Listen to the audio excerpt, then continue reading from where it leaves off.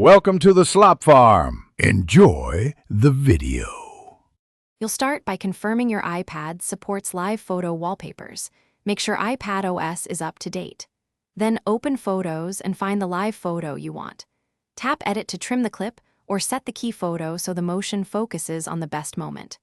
Once done, tap the share icon and choose Use as Wallpaper. This jumpstarts the process immediately and moves you into choosing placement and behavior without fiddling with unrelated settings. Now position and preview the live photo as your lock screen wallpaper.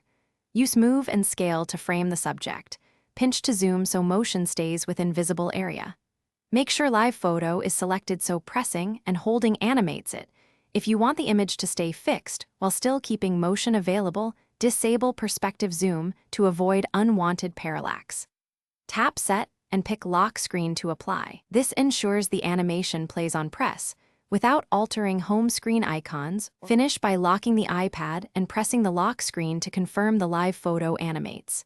If it doesn't, make sure you set the image specifically as lock screen and that the live photo effect was active when you applied it.